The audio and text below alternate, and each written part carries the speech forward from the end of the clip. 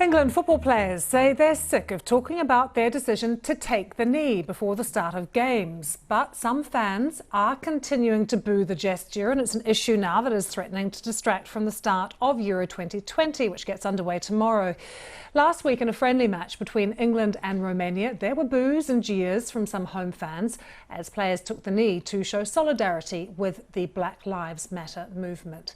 Let's talk to Billy Grant, who has been following England home and away for over 30 years and hosts the podcast Beesotted, which is about English football. And Dr. Rakib Hassan is an independent analyst and writer specialising in matters of social cohesion and race. Good to have you both with us. Billy, you were at that match. What was it like? What happened? It was a strange. Well, thanks for having us on, by the way.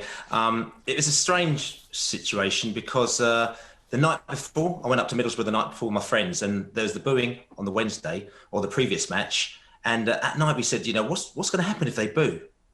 And we turned around and said, are we going to say something? Are we going to do something? And again, I was just saying, to be honest with you, I've been going to football for such a long time, and this is actually quite a big sort of passionate thing for me. So I said, tell you something, I think I'm going to have to turn around and say something, because I think there's a lot of confusion around here at the moment now. And what's happened is that I think that people need to be told, very politely, exactly what their thoughts are. So we went to the stadium. When inside the stadium was there with a group of friends.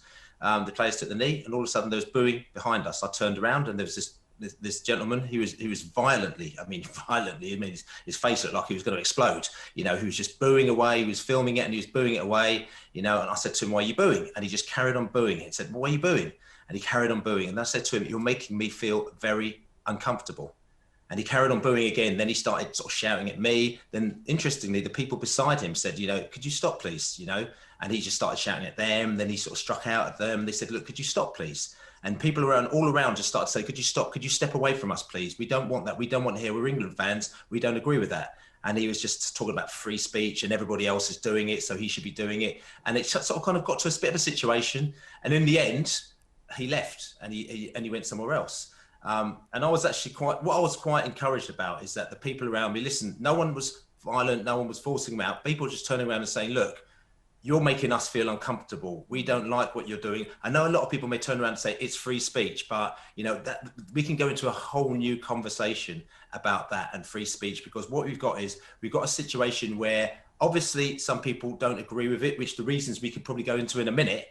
But for me, sometimes you've got to just sit down, sit on your hands, as they say, let it pass by, and then move on, because people have got different points of view, but you've also got to respect their points of view. And the fact that you feel like you're going to instill your point of view on us in quite an aggressive way.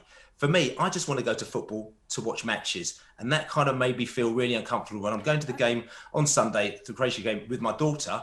And I'm a little bit nervous about it, because for her, she's only 12 years old, and I don't particularly want her to see that when she's going to football, to her first European Championship tournament, and to associate that with England, because for me, that isn't England, and that's not the England that I want her to know.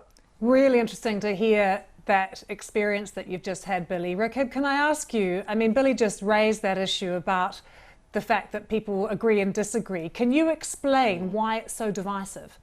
Well, I think when it comes to taking the knee, irrespective of the statements made by Gareth Southgate and the England football players, people do associate the taking of the knee with the Black Lives Matter movement. And in turn, they associate that movement with radical objectives which command little public support, whether that is reduced investment in police forces, dismantling the market economy, support for direct action, using racism as a catch-all explanation for complex social and economic disparities. I feel that in terms of the booing, I personally wouldn't do it, but I do feel there are more inclusive anti-racism gestures that could be used. Okay, that's interesting, Rakib. Like what? What kind of gesture would be better than taking the knee, or more inclusive? Absolutely. So I suggested on Twitter that 22 players starting across the two teams, they link arms, stand proudly together, and maybe hold a banner with the anti-racism slogan. It could be "No room for racism," "Fight racism together," an anti-racism slogan of that nature, which is inclusive. Because those kind of slogans, when you look at that in comparison to taking the knee. The taking the knee is seen by many people as a specific political gesture associated with the Black Lives Matter movement. And it's really important to make the point that we've had recent polling. Opinion did a poll back in last November, which showed that 55% of people in Britain think that BLM has increased racial tensions.